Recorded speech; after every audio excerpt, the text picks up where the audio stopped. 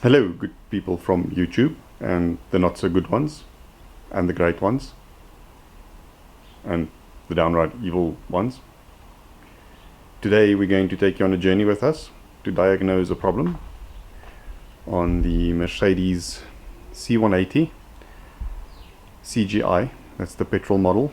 What's happening right now is as soon as the car is put under load, in other words up a hill or something, you put the foot down, it starts spluttering. So we need to figure out why. So I'm going to take you on a little journey with us to diagnose the specific problem. And the first place we're going to go to, the place where we're going to start, is quite simply to scan the onboard computer for error codes. And to do that, we're going to use this hook. That is a Bluetooth ODB connector, which we're going to put into the car and scan to see if we can find any specific error codes. Let's see. Okay, so we live in South Africa, and that means we drive on the correct side of the road, not the right side of the road. And it means that our cars are right-hand drive. So to locate the ODB connector on the Mercedes, we need to go down here, and I'll put a light there so that you guys can see. And now I'm going to make you nauseous, so sorry about that. But underneath here, let's hope you can see this. Underneath here, next to where the bonnet opener thing is a little door, and that's where the ODB connector goes. Let's see if we can get the light there. There you go. Okay, so that's where the little ODB connector sits, and this I could just simply, let's see if we can find it, simply just plugs into there, cha-ching, and it takes power from the car. If you can see the little red light there, and then of course when you switch on the ignition, you'll be able to use this to scan the onboard computer of the car.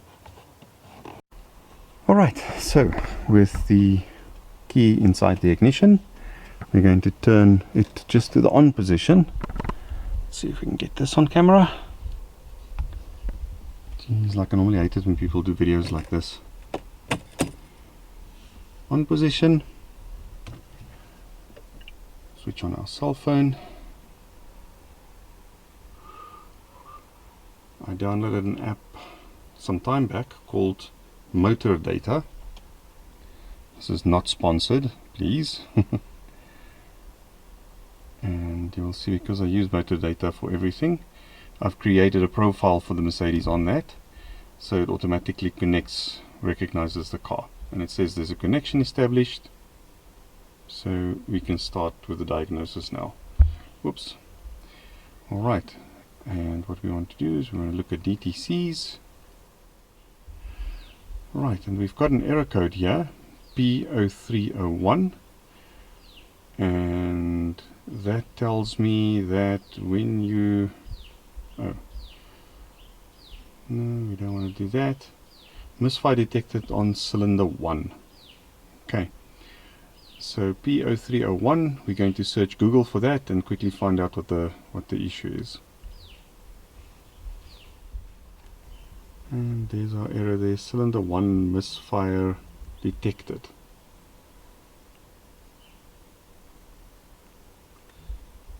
And many sites on the internet are going to give you the information that you're looking for and tell you where the possible problems and solutions are. So in this specific one, it suggests, if we can get some focus there, faulty spark plug or wire, faulty coil pack, faulty oxygen sensor, faulty fuel injector, burnt exhaust valve. Okay, so since our problem is intermittent, I'm probably going to go with, and since it's only when the car is under load, logic tells me that I'm looking at either a spark plug or a coil pack. So to troubleshoot that fairly simply. Okay, so to troubleshoot that, we're simply going to follow a couple of logical steps. First step, because it's the cheapest, we're going to remove the spark plugs and just check the spark plugs generally. Now, because we're getting the failure on piston number 1, we can also do a second thing, and because we suspect the coil pack, we can hit 2 flies with one swat, so to speak. And what we will do is, while we're busy there, we're going to swap the coil packs around between piston 1 and piston 2. So we'll check the spark plugs. If that's a problem, we'll replace them, and at the same time swap the coil packs around to see if there's a change in the fault. So if the fault moves to piston number 2, we know that the coil pack that we moved is in fact the problem. If the problem goes away altogether, then we know we moved the coil pack for nothing and the spark plugs was just a problem. But let's quickly go and diagnose that and see what the spark plugs look like. And so one of the things I like about working on Mercedes is this little feature here. The hood goes away completely, leaving you free to work on the car. So first thing you need to do if you want to work on a Mercedes is you need to be able to access the motor, and this is a lot less difficult than what you might think. You simply remove Tupperware. And that's a simple process of just unclipping this hook, this bad boy. And these are the guys we need to get to. So these are the coil packs, and the way the motor is built, piston number 1, 2, 3, 4. We know that number 1 is giving us the misfire, so that's where we're going to start. Tools we'll need for this job. These are Torx sockets. You'll see they've got those because the Mercedes uses these Torx nuts absolutely everywhere.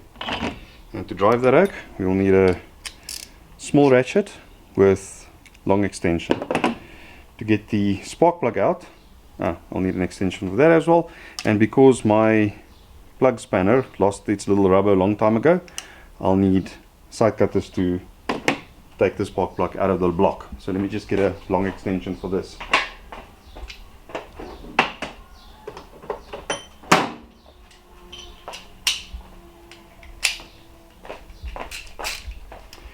Alrighty then.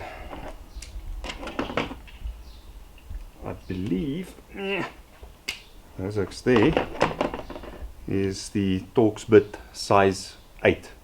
Size 8. The top tip is to remove this cable before you loosen the actual coil pack, because that's it. They're difficult to remove. You have to press these little clamps and pull back to be able to remove that. I'll get some gloves quickly. The blue gloves. Brendan says they don't mess around with the camera all that much.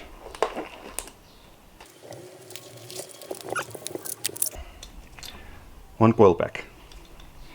I'm doing an inspection here just to see if I can obviously see cracks or anything like that, which I don't, because if this thing's obviously cracked, it will throw spark away, and that could definitely explain the problem that we're getting. I don't see anything obviously wrong with this. Let's remove the spark plug.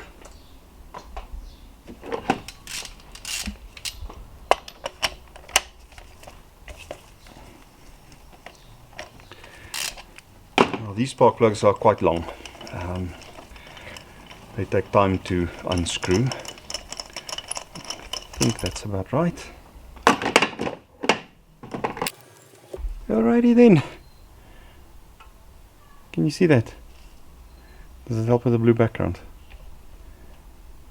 That is knackered. Let me show you a new one.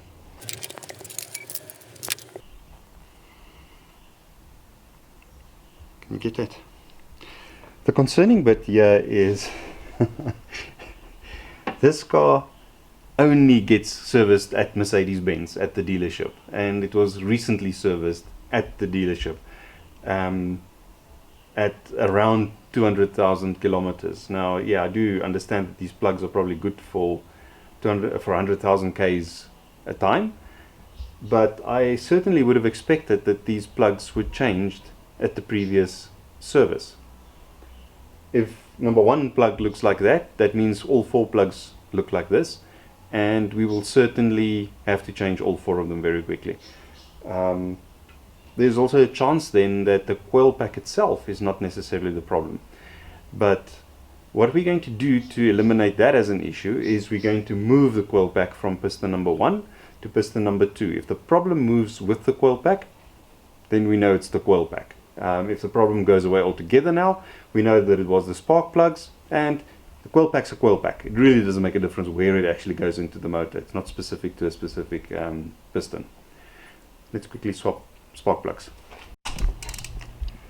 So a key thing with installing spark plugs is that you shouldn't over tighten them here from the back of the wrench, because you can easily strip them. Take it at the front over here and just basically finger tight the spark plugs. You will feel as you turn the spark plug, it gets almost stuck, and then there's the portion where it compresses the actual little washer that's on there, and that's the bit you want to take up. After that, spark plug is secured.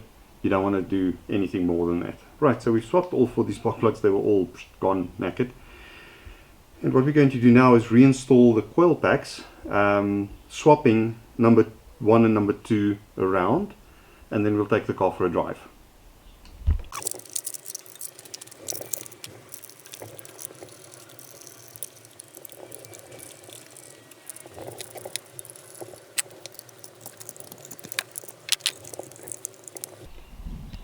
Let's go take a drive and see if the problem shifted with the coil pack. Yep.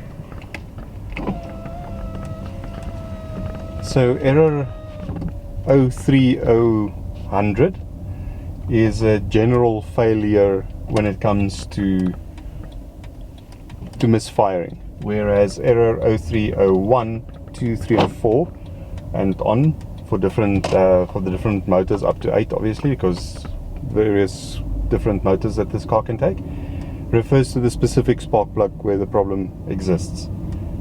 So we're fortunate in finding an error 0301 so that we know it's specifically looking at piston number 1. And if the problem now shifted to 0302, then clearly we know that that's the problem. So we're just going to take a quick little drive. Oh, the other thing that's important about 0301 or 0300, this is not an error that can be cleared by any specific tool. That's why it says the operation was not completed. The way to clear this error and to clear the engine check light is for the car to start up repeatedly without the error occurring. So if it started up for a few times, the error didn't occur, then the problem will clear itself and the engine check light will go away. How's it going? Good.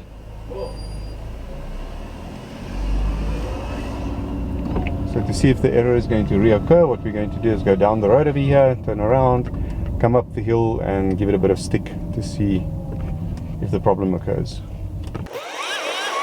So far so good. But it is when you put the car under load that the problem actually occurs. So we're going to make a turn here and then go up the hill.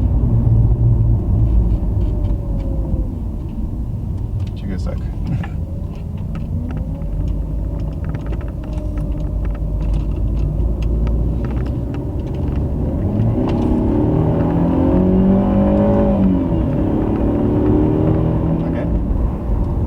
Doesn't seem to be causing any issues at the moment. That's really positive.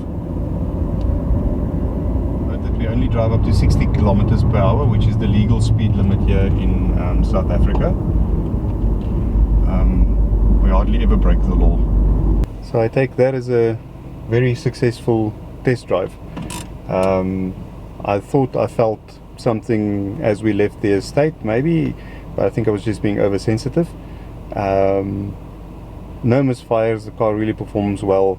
We got it up to 60 kilometers an hour, as is the legal speed limit, a few times, and I'm going to call that a win.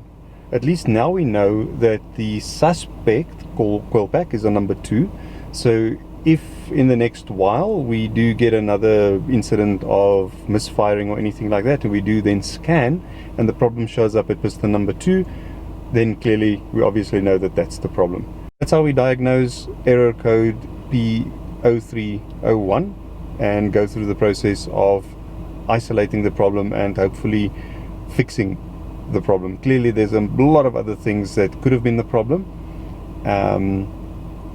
but we only went through those basic ones and got lucky. If it wasn't the coil pack, we would have moved on to the next one, which is to check for vacuum leaks and wiring, although I did check the wiring while we were busy in any case. But yes, you could have checked for a couple other things through this process of elimination by just trying to move the problem around and then finding the actual issue. Thanks guys. If you like this video, please subscribe, and check you in the next one.